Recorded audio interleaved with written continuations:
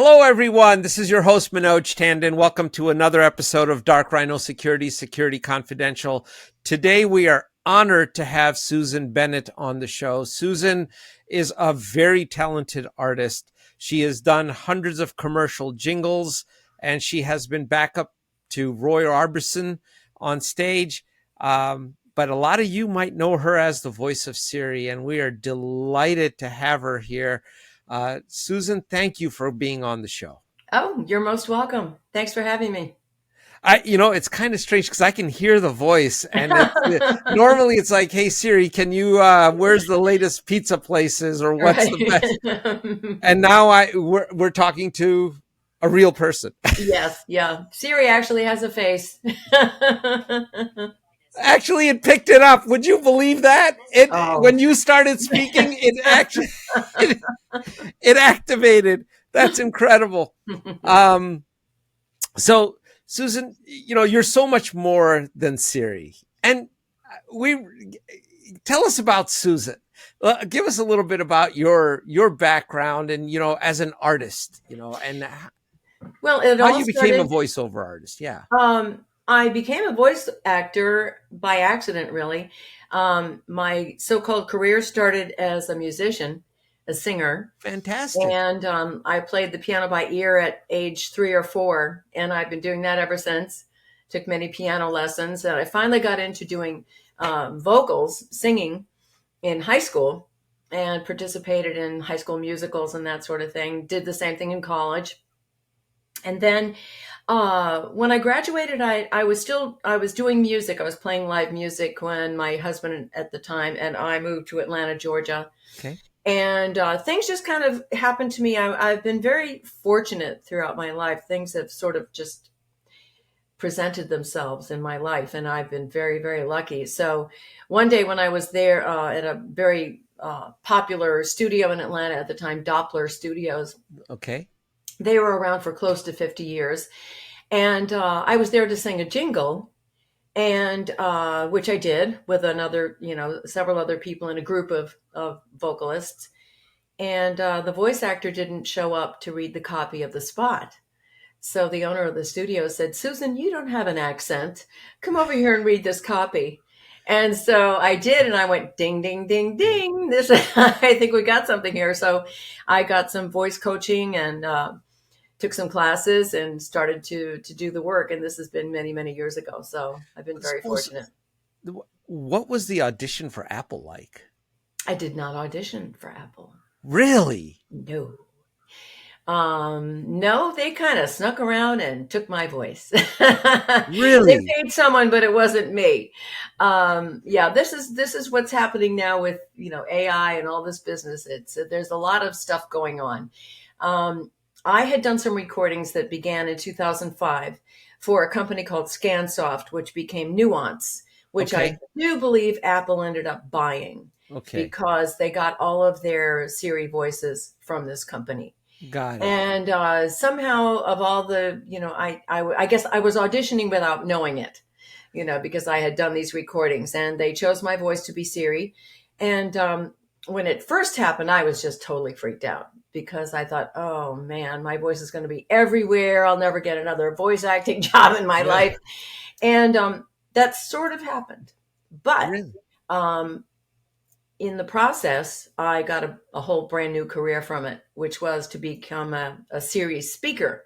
And so I started to do speaker events all over the country and even the world. I've been in other countries talking about Siri. And so it opened up a whole new career for me. But yes, it was a very strange thing. It was something that I hadn't anticipated. I didn't knowingly audition for. It's just something that happened. So you were doing voiceover work for Nuance, and Nuance got bought, and they just happened to take your voice, and that's that. You've had a lot of luck on your side. I mean, serendipity I have. Maybe you can And throw I some think of it one of our the way. reasons that I've had good luck is I've always tried to do the right thing and try to be good to other people and with other people.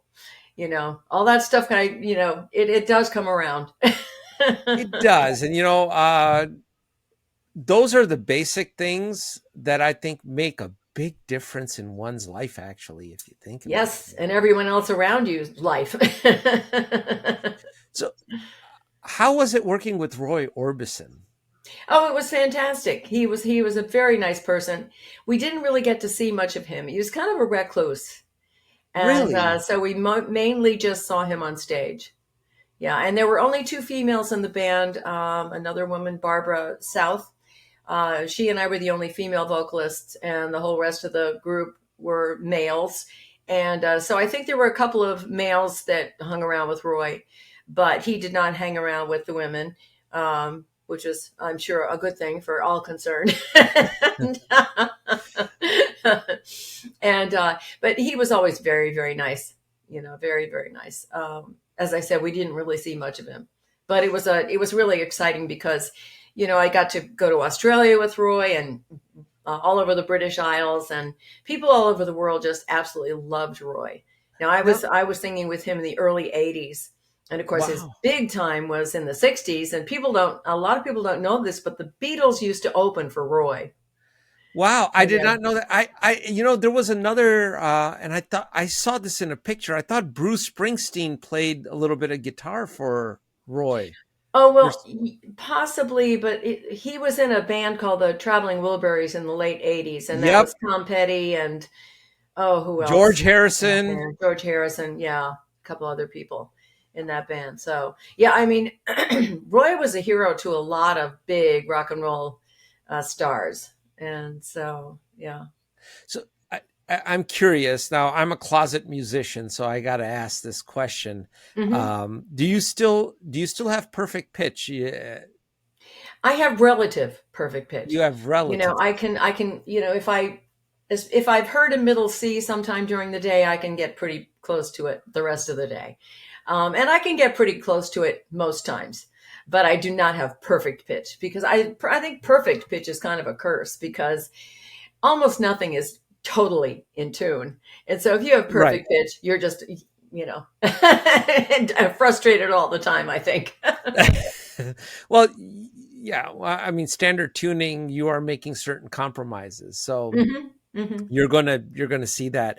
But when you mentioned that you started playing piano, Yeah. yeah, that's impressive to me. And Yeah. I'm like, oh, My next that's door neighbor, my parents were not musical people at all. But my next door neighbor heard me playing a little toy piano out on the porch one day, and he called my parents and said, uh, I think that you have a musical child, and I'm getting ready to move, and I would like to give her my upright piano. So this wow. wonderful gentleman, Mr. Chegner, gave me his upright piano, and I started taking piano lessons right away, and I took 12 years of them. So yeah, he was. Thank you, Mr. Chegner, wherever you are. Serendipity comes by again. That's incredible. Oh, maybe it's not. Maybe there are no coincidences in life, and it really I don't needed know that to. we'll ever know, but I'm Yeah, very grateful for it. that's fantastic. In your work as of you've briefly mentioned that you were afraid that being Siri would pigeonhole you into Hmm. a niche as an Hmm. artist, Hmm. and to a degree it has, I think you said. Hmm. But Yes. has that been a good thing or a bad thing for you? Well, I don't really look at it that way. It's just a thing, something that happened. I wasn't anticipating it. And I think I've dealt with it as best I can, given my own personality. I'm kind of an introvert. I probably could have made a lot bigger deal of it than I have. Um, but it's actually been a really cool thing. It enabled me to have a whole new career in my 60s, so that's pretty amazing. Well, so have you been? Who have you been the voice of since then? Oh, I can't think of anyone in particular. I will say that most of the auditions that I win and most of the work that I have done has been a Siri related thing. I always get the auditions where we need a Siri-like voice. And I said, why don't you just hire Siri? I'm here. Why put me through the audition process? Where Well, then let me ask this another way. Where would you like future acting opportunities to come from? What if you could wave your magic wand? Well, I really love to do dialogue spots, and they don't do it the same way that we used to do it. We all used to gather in a studio together and bounce off each other, which was very fun. And now everyone has his or her own studio, so we're all kind of working from home alone, kind of dialoguing in the cyber space. I love to do dialogue. I love to do characters. I really like to work, period. So, I'm happy to do just about anything. So my agent is Wes Stevens and also Tom Lawless at Vox in Los Angeles. So if you want to talk to Siri or hire Siri, call them. Got it. Have you ever thought of being a podcast host? No. If you want to get into dialogue. No, it's the funniest thing. I don't really listen to podcasts. I don't listen to people talking. Isn't that funny? That is funny. It's been my livelihood, but I don't like listening to people just talking, So see, I get accused of talking too much, and I'm like, well, I am a podcast host, so that's kind of. Well, you found your right place then. I don't know. You should be very comfortable. You can talk as much as you want. Are you big into the world of technology, Susan? Oh no. This is one of life's great ironies, is that the voice of Siri is a complete and utter non-techie. If there's a wrong button to push, I will find it. No, I have to. Unfortunately, my husband is much better at that than I am. So I go, Rick. Technology is not your thing, and yet you are the voice of one of the giants in tech, which is the irony of life. Yeah. Yeah, that's incredible. And that, what? It's incredible, but it's also very hopeful in that it goes to show that anything is really possible. Yeah. So for you got to understand, in the world of cybersecurity, there's a lot of heartache. I'm sure you've read the papers or read online the number of bad things that happen to companies all the time. Yeah. Right. So any message of hope is a good message. Yeah. I think having that positive outlook has a huge impact. Positive outlook is really, really important. Even if you're just in the depths, make yourself think of something good and be grateful for whatever you have. All of that stuff is easy to say when you're having a really tough time. But, the good thing is that everything is temporary. If you're going through a bad spot, that will change. And, I think it is very important to have a positive outlook given your circumstances. There are some people that are really, really in a terrible place and need help. And I think that part of what we can do to keep positive and to do the right thing, try to help other people in some way. And Susan, this approach you have of being so positive and trying to do the right thing, is this something that you incubated over a period of time, or is this always been the way? I think it's something that I've given a lot of thought to, because I basically have a very, kind of acerbic sense of humor, a very sarcastic sense of humor, and a little, I appreciate that. But I do understand, and I've done a lot of reading about it too, because I do have a tendency to get, down on myself or depressed. I think a lot of people who are artistic, go through that. And so it really is important. You can't give up on yourself, because there's no one else to take over for you. You've got to do it yourself. So then I have to ask you, what happens when yourself becomes virtual? So we've seen this controversy out there now with generative AI being able to create likenesses of people and creating their voices. In fact, I think in Top Gun, Val Kilmer's voice was actually computer generated. Yeah. It really is. For me, it's frightening. It's absolutely frightening, because the problem is that if you had people that were, their whole goal in life is to do well, but do the right thing at the same time, then there wouldn't be a problem, and I know that that's one of the reasons that SAG-AFTRA went on strike, is because trying to deal with this AI thing. And the trouble with AI is it can completely and utterly replicate someone's voice. And that's frightening. And it'll only be a matter of time until they can, make a visual perfection as well. So we've just got to really keep a handle on it, because, there are always going to be bad people. I'm sorry. There are always going to be people that don't do the right thing. And as long as the technology is there, that that's always going to be a threat. So I'm not really sure how we handle it. I don't know how that's going to be handled. Yeah, I don't think in our industry anybody really knows, because it has huge implications in our world in cybersecurity. Oh, yes. Now, if we can replicate somebody's voice, we can convince people that I am you, and now you can do nefarious things with that. And that's a bad thing. But detecting that, I don't know. Right now, I don't have an answer for this, but we certainly know that. I don't know if anyone does at this point. We know that certainly it's a topic. It's a huge topic of discussion. And I think we can, at least in the United States, contractually, things can be done to put safeguards in. And I'm sure the courts are going to uphold much of this. Have you ever not been selected as the voice of Siri in an audition? I'm just curious. Yes. Really? Many times. Yes. How can that be? We want a Siri-like voice, or a Siri-esque voice. Oh yeah. I got one recently, and it's the first one that I've ever gotten.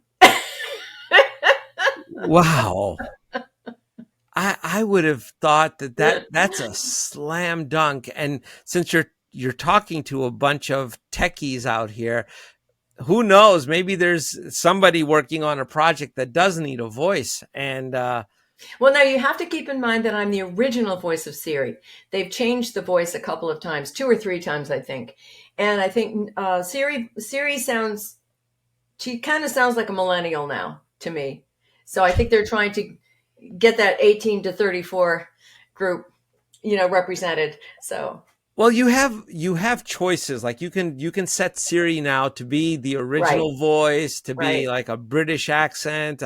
There's all kinds of things there that are quite possible. Yep. But you're still you're the first, and the first is the original, and the original always remains. That's right.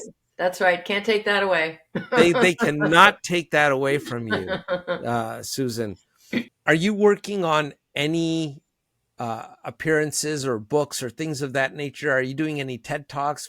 Where can people find you? Well, as far as speaker events and things like that, I've got a couple of things in the works for October and November. And I don't have anything specifically to tell you right at the moment. But, I'm Siri is always for hire. Just call, contact the Vox agency, or reach me through my website, which is susancbennett.com. Or you can just Google Voice of Siri and it'll pop up. Is there, in terms of parting words to our audience, is there anything at all that you would like them to know, or anything you'd like to say? Regarding cybersecurity, you mean? Or anything that your heart desires. Oh, dear. The floor is yours. What would you tell a bunch of tech professionals? Wow. Who are aspiring to a dream. I'll add that piece to it. I would say congratulations on your techie brain. I do not have one. And good luck with keeping us safe and keeping us knowledgeable and informed. There you go. You have it from Siri herself, Susan Bennett. Or else. No. Susan, thank you so much for being a breath of fresh air and taking a little bit of seriousness out of our world and bringing some positive light. Well, you're most welcome. Thanks so much. We really appreciate it. And, if you ever want to chat to a bunch of cybersecurity people, you're always welcome back. Oh, great. That's good to know. Let us know. Thank you. Take care, Susan. Okay, bye-bye. Bye-bye.